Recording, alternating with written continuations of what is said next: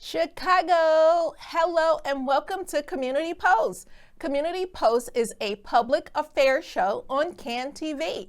It is about public health in Chicago. Community Post and the Foxglove Alliance are sponsored by the Hectone Institute of Medicine, which is an 80-year-old Chicago not-for-profit institution that addresses some of the most pressing health concerns facing underserved populations in our hometown, Chicago. My name is Tacora Love, and I am one of Community Post's rotating co-hosts. I represent the Hectone Nurses and Humanities and the Academy of Medical Surgical Nursing, Chicago Chapter 317. What a mouthful. Chicago, you guys are in for a treat. Oh my gosh. In the studio today with me is Melodie Chenevert. I am sure many of you already know Melodie. She is a world-renowned, lifelong professional nurse with over 40 years of dedication to the profession. Can I correct you? Yes. Yes. It's over 60 years. Oh my gosh, 60. Wow. I'm going to be 85 in September. And amazing. 60 years ago, 63 years ago, I became a nurse. So Chicago, you know that you're going to get some rich history and information here. She is an author, a professor, a nursing artifact collector, and the curator of her very own Lost Art of Nursing exhibit, which you guys are going to learn about today. Melodie's work invites us to pause, reconnect with the roots of the nursing practice and our professional identity. As healthcare continues to evolve, Melodie reminds us why remembering where we've been helps to shape where we're going. I love that. Let's begin our conversation by exploring her journey and the story behind the lost art of nursing. So before we get to the lost art of nursing, let's talk about your journey to the 60-year career as a nurse. The journey. Yes. I grew up in Waterloo, Iowa, and I, in high school, had a strong math and science background, but I'd actually always wanted to be a writer. Being a writer was not a practical profession, and my parents would be able to send me to 3 years of nurses training for about $400. Wow. My faculty advisors there at the school looked at me and said, well, since you can dissect things without getting sick and you have a math and science background, you should be a nurse. Yes. And I said, okay. Where should I go to sign up? Well, my mother had surgery when I was about 10 years old up in Rochester, Minnesota, and at the Mayo Clinic. And I remember standing on the lawn looking up at her room and seeing the city, and so it never occurred to me to go anywhere else. And I went to a 3-year diploma school in Rochester, Minnesota. And when I graduated in 1963, mind you, our faculty said, you will need your bachelor's degrees. And I believed them, and I said, okay, where should I go? And they recommended the University of Washington in Seattle. And so, as most nurses, I'm cooperative and compliant. And I packed up my VW Bug and I headed west. And it was a wonderful experience being in school there, and then I got my bachelor's and master's there. I also met my bachelor and future husband, Gary, and he was in graduate school in nuclear physics.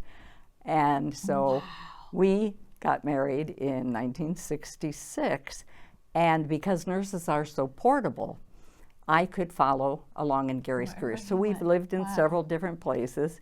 We have 2 sons, 3 daughters-in-law, 6 grandchildren, and we were married for over 55 years and lost him just 2 or 3 years ago now.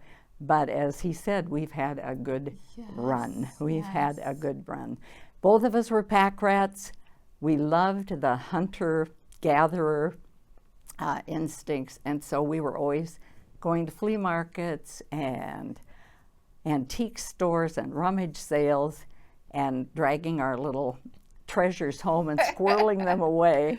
Well, when I finished my master's degree, and it was a question of whether our first son was going to be born or I was going to graduate, we were kind of running neck and neck at that particular point, but I went for an interview with the director of nurses at the University Hospital in Seattle, and she said, "Tell me about yourself." And I said, "Well, if I could just do anything in the world I wanted to do, I would be the psych nurse attached to the pediatric unit." Wow. And this is what I would do with the kids, and this is what I would do with the families, and this is what I would do with the stressed out staff.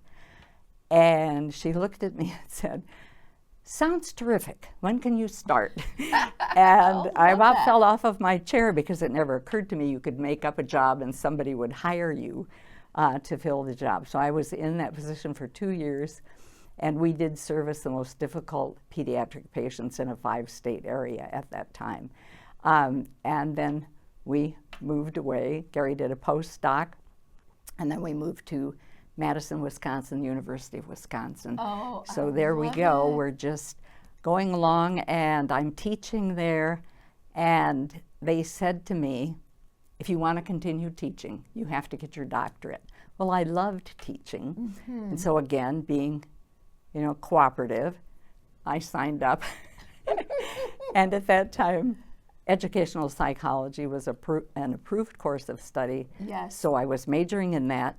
But I was minoring in journalism and mass communications because, as I told you, even in high school, I would like to have been a writer. And because I could show them samples of the things I had written, they put me in the master's program. So I was minoring in journalism. And then I had one of those life-changing experiences where the Mosby representative from the biggest publisher of nursing and medical books was there. And the faculty was swarming around because we all wanted to get a free book. Yes. But you had a greater I had a greater aspiration. Yes, so yes. I am there, and I'm listening to his spiel, and I'm thinking, looking at my watch, oh my gosh, I have to go to my statistics class. I'm not going to get a book. And so he took a little break, and I went to him and I said, "If a person had an idea for a book, what would the next step be?" And he whips his business card out and says, "Can you get me an outline by this afternoon?" I said, "No." And he said, "Well, write an outline, a sample chapter, tell me who the target audience is, send it to me at this address." So I go to statistics, and I'm clutching that business card in my hand. And this was your moment. This was my moment. I'm sitting there, and I'm under a new professor because mine has been wooed away and won by the University of Texas. And he's into choral recitation, so he's sprawling all of these diagrams and things on the board. And the whole class is going, well, dum-diddy-dum-diddy-doo. I did not know what to sing back. And I'm sitting there staring at that card, and I said, "Do you want to be a writer? Do you want to be a researcher?" And I said, "No contest. I want to be a writer." And speaking of writing. So I went immediately down to the powers that be and turned my course of study around, majored in journalism, minored in educational psychology, quit with a second master's in journalism. Wow. And my first book was my master's project, essentially. It was called STAT, Special Techniques and Assertiveness Training for Women in Health Professions. Yes. And that book was in print for 30 years. Wow. My second book, The Pro Nurse Handbook, was in print for 24 years. My third book, which was a student survival guide, is actually still in print. It Mosby is. has I been like it. assumed by Elsevier Publishing. And in addition to that, Well, I have something. Oh, you do. Something. All this right. is like a full circle moment for me. Let me Yes. make sure I have it up. Chicago. So from one nurse to another, thank you so much for your inspiration. When I graduated nursing school, my parents gave me this poem. And here I am, full circle moment. I'm right here With me, with you. this poem is Being a Nurse Being Means. a And Nurse the history Means. behind that was I was doing, my writing put me on the lecture circuit. And my background in pediatrics and in teaching, and I just have a good sense of humor. My books were all fun to read. That spun into workshops, and I got to work all over, 49 of the 50 states across Canada, Wow. and as far away as Tasmania and Japan. So I'm doing all of this, and I'm working with burned out nurses, and now I have become a play therapist, not to pediatrics, But to the but nurses. to the nurses who were very burned out. Burnout was just an enormous Yeah. problem at And the it time. still exists And to it this still very day. is. So one of the things I would do with the nurses was have them stand up, turn to the person next to them, tell that person, that other nurse, one reason why you're so proud to be a nurse. Or I'd put them in groups, small groups, and say, you're going to the high school tomorrow on career day, and I want your team to come up with 3 convincing reasons why any young person should consider being a nurse. And there's a lot of shuffling, and there's a lot of giggling, and there's a lot of, oh my gosh. And it was interesting to see what they would, come up with. And at one point I thought, I should take this experience myself. So I sat down and wrote that as a paragraph. Wow. And then at one point, I had this frame and I didn't know kind of what to put in it. And I looked at that paragraph and I just pulled it apart. Well, And- it has been just a source of inspiration and just a guiding light for me. So I want to thank you for that. But it leads me to my next question. Right? While we're here, the Lost Art of Nursing Yes. exhibit. How Yes. did you start collecting nursing artifact? Well, again, hunter-gatherer, antique stores, rummage sales. And I called it the Lost Art of Nursing. I had a museum, the Lost Art of Nursing Museum, from 2013 to 2023. And we had moved to my favorite place on earth, Cannon Beach, Oregon. And it was the first place I ever saw the ocean. But then when I fell in love with the ocean, and then the following year I met Gary.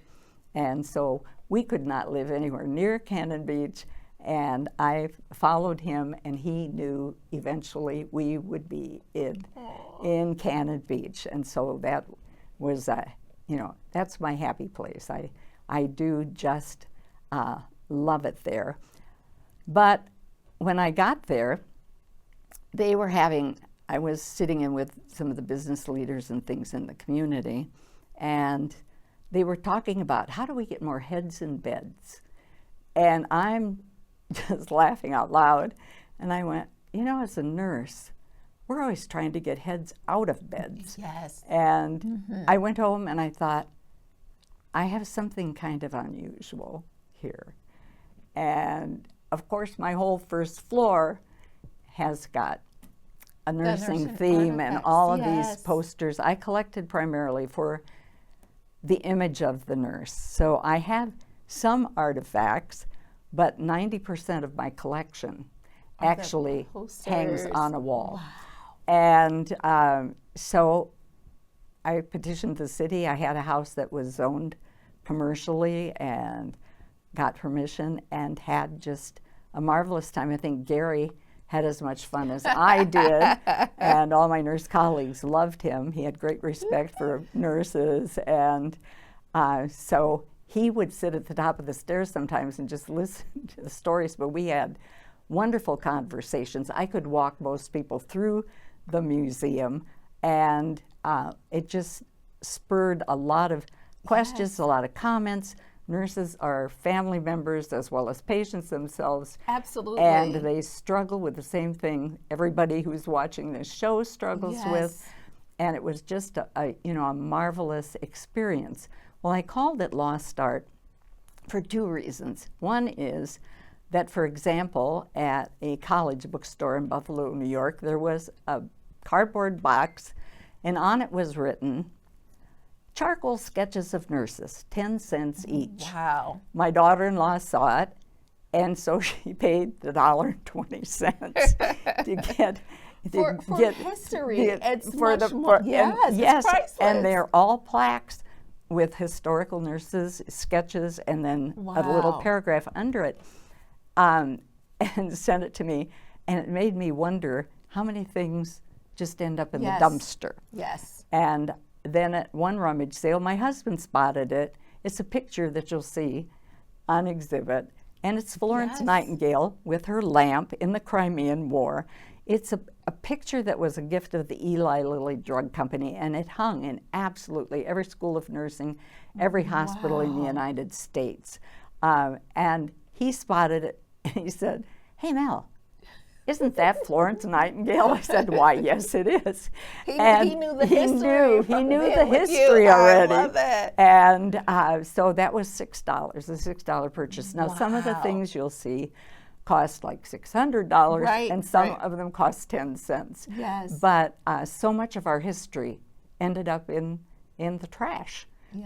Because as hospitals redecorated and the interior designers came in, poof, out went all of the historical pictures and feelings. But you collected that. I collected it. Chicago, we are so very lucky because that artifacts are right here in Chicago. Not in Chicago only temporarily. They are here forever. Yes. I donated my collection to the International Museum of Surgical Science about 10 years, at least 10 years ago. The American Association for the History of Nursing had a meeting in Chicago, and a reception was held for us at IMSS. And I was so impressed because they have a huge commitment to art as well as to the science of medicine. And I went away wondering, and I asked a couple of my friends, I said, "Do you think they would ever entertain the idea of having like a special exhibit?" It's there, and it is amazing. It occurred to me that I was getting pretty long in the tooth.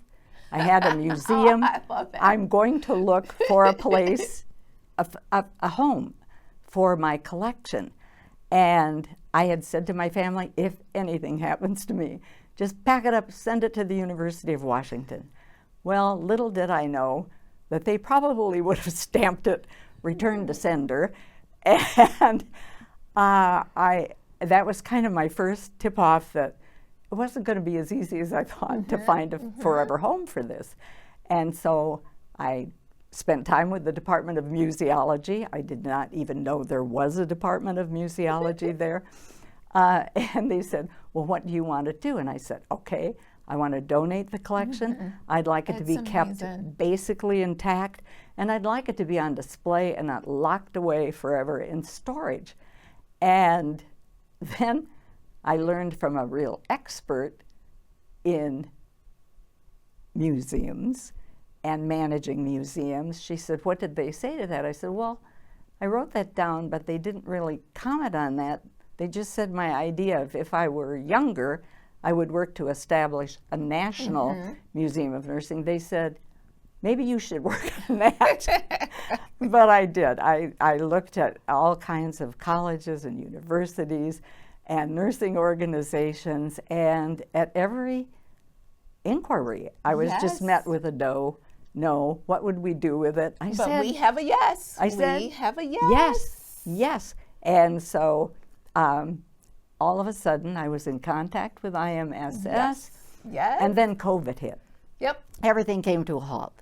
The staff I'd been working with had left the museum, and Michelle returned, and Michelle is wonderful. Michelle Renard is an archivist who has now turned into being the manager for the museum. And she and I just kind of put our heads together, and at first she said, well, could you just send us like a few pieces, like maybe a half a dozen? Yeah. So I'm walking around my museum and I'm going, I can only That's send too 6 hard pieces. to What's it going to be? What's it going to decide. be? And about a week later, she called and said that We'll take it they all. were going to they were going to not make me go through the acquisitions process. And Max, who was the Yes. CEO, the executive director, he said, tell Melodie, we'll take anything she's willing to send. And it was such a crated treat. and freighted and Yes. landed here in Chicago. And to my absolute delight and surprise, it wasn't that they weren't going to put it in storage, but that they wanted me to come and help hang it, and they were excited. It just looks like a beautiful gallery, and I've had people come in when I was working on things, and they'll say, oh, this is amazing. Never seen anything like it. And I said, There isn't. no, there isn't anything like yes. it. Yes. And it's a beautiful gallery. So I really have delivered the art of nursing to IMSS, and Yes. we're going to have a reception May 6th. Yes. It is free, It is free for nurses. but you do yes. need to make a reservation because. Good point. Great yes, point. Yes. I don't know exactly how many people we can accommodate, but you don't want to miss out on this. They do And it's not. It's worth every And penny. guess what? Guess what? What? It's during Nurses It's Week. Nurses Week. So even Yes. more like important and historic, and it just resonates, Yes. with all of us. Yes. And being able to just walk through this gallery, like you're walking through the history of nursing, of the profession, and Yes. it's honestly, it's so amazing. And I'm Thank just you. not saying Thank that you. because you're here.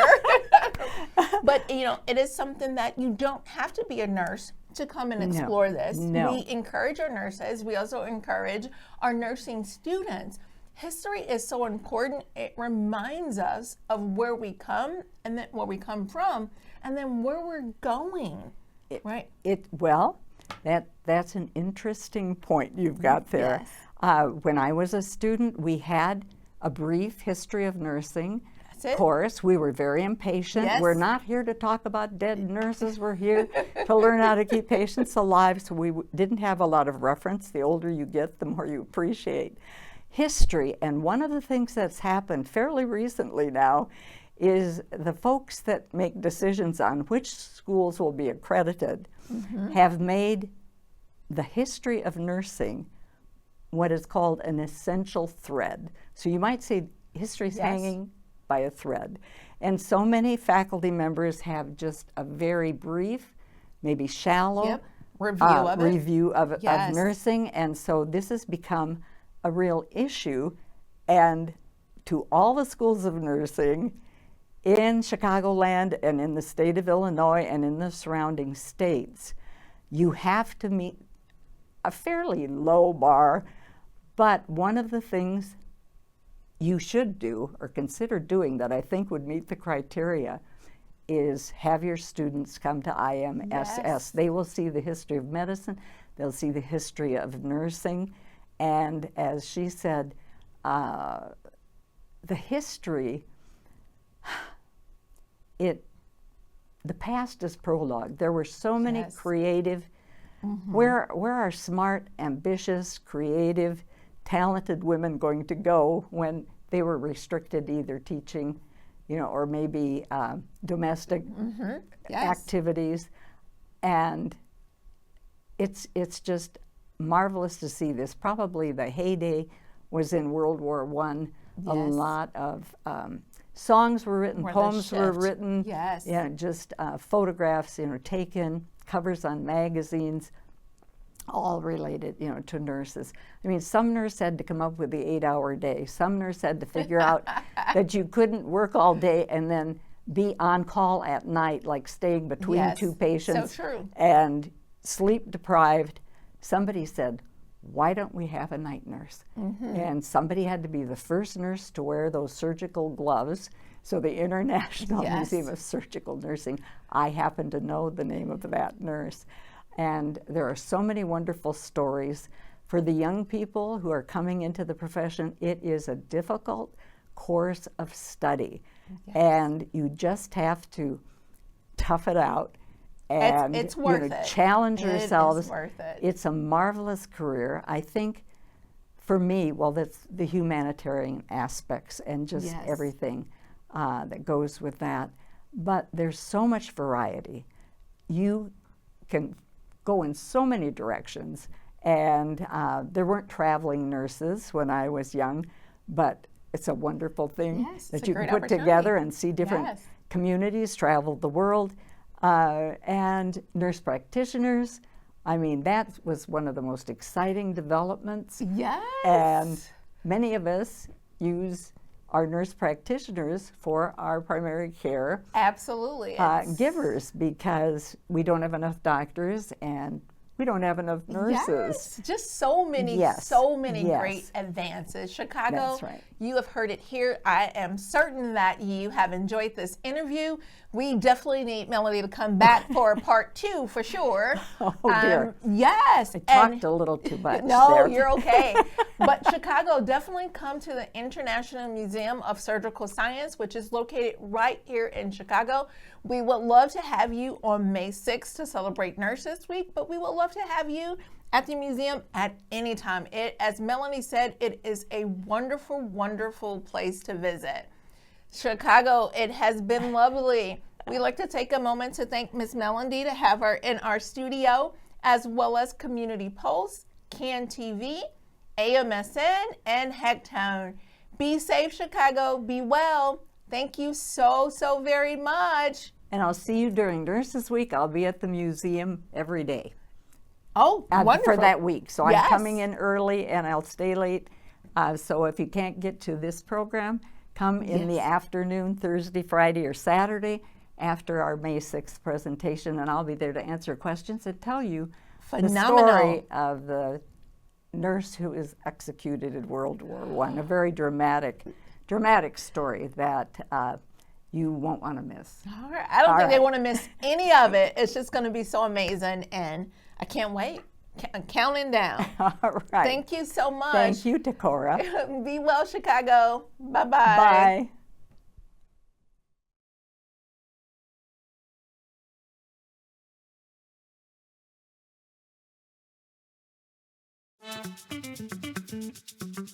Bye.